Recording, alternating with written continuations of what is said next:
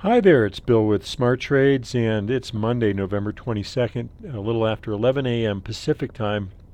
And first of all, I'd like to start off with S&P Futures E-mini chart that I posted on Friday in my newsletter. And um, in this count, um, we actually made a new high back on, I believe it was the 8th, which was not made in the cash. This is important because it somewhat changes the count. This obviously is a close-only chart using 120-minute data. One of the things, there's no particular rule as to when to use close-only data. I think it is helpful, particularly when you're viewing 24-hour markets like the E-mini, and also if there's a lot of noise um, in the count. Um, I don't know that this is the right count, but at any rate, it does sort of make some sense of the recent decline, and at least gives us a bearish interpretation. That's a bit of a red flag that we're looking for a bearish interpretation, but be that as it may, this count, so far is working out. So we'll see how it goes. At any rate, obviously you can see the 5 waves down. There's even a nice internal 5-wave structure within the 3rd wave. And here's your 4th wave resistance, which I identified on Friday. And here's how it played out. The futures went right up and just slightly beyond that 1205 area, which was the previous 4th wave resistance. And they fell off a bit of a cliff there, and so far have hung on. You'll notice the volume is not particularly spectacular off of that decline. So, but this is one possible scenario, obviously, that we've peaked and that we've put in an ABC rally that failed right at previous 4th wave resistance, and that the market's going down. I think the important thing here is to watch how the next rally plays out to see if this count is indeed confirmed. Here's the cash, similar but not the same.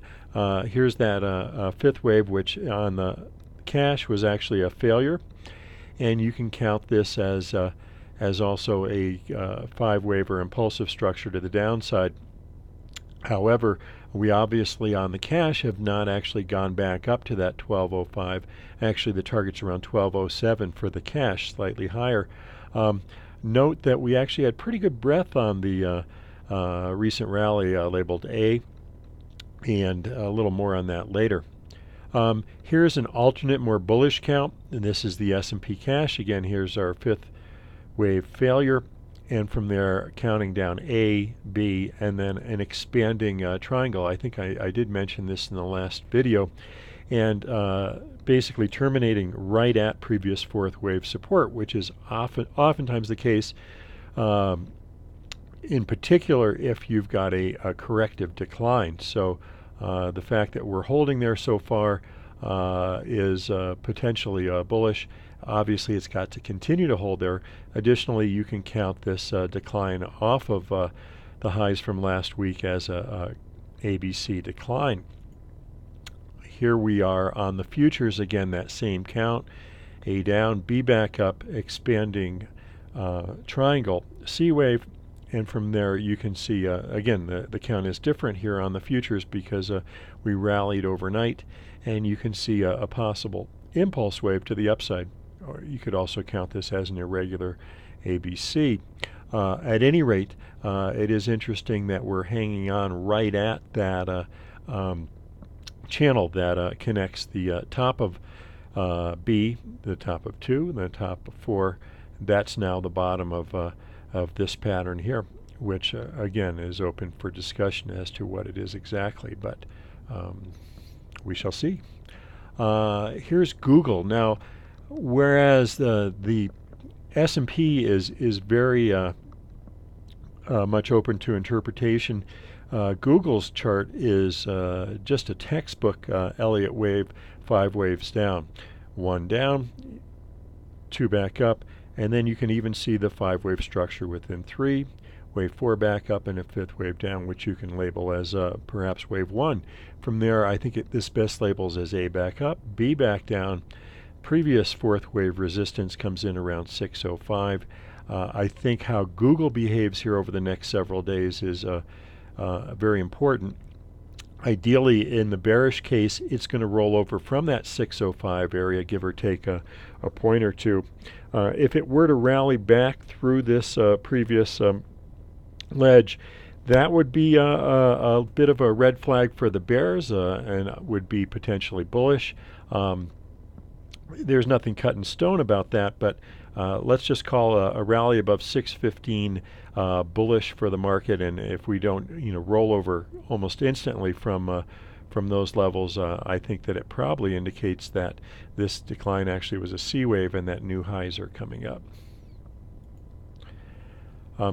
The Nasdaq is interesting as well. It also counts possibly as that ABC down with a slightly expanding C wave. Also of note here is that the Nasdaq breadth ratios actually made a new high on this last rally.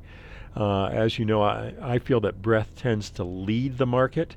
So the fact that we've already made a new high in breadth tends to be potentially bullish and indicates that there's a pretty good chance that the Nasdaq is at least going to retest the old highs around 2200 and possibly make a new high. We'll have to watch how it plays out, but that's certainly a possibility. Here's the euro.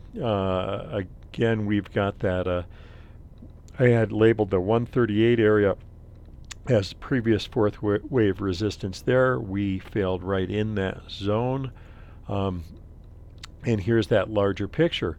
So far, we are still holding that channel to the upside. So it's not out of the question here that this was a corrective decline and that we're going to make new highs. But in the short term, let's just go back a bit.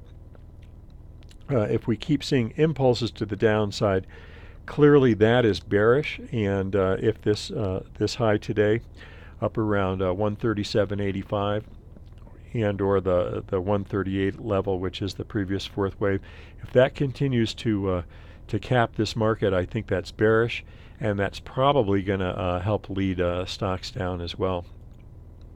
On that note, gold, difficult to count. You can count this as an impulse down complete and a corrective rally back up. But overall, I think the pattern is impulsive to the downside and corrective to the upside. So I favor that the top is in gold, and it's probably a sell on these weak rallies.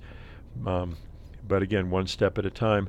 And crude oil, also not a perfectly clean impulse to the downside, but clearly more impulsive to the downside and corrective to the upside, indicating a probable top in crude.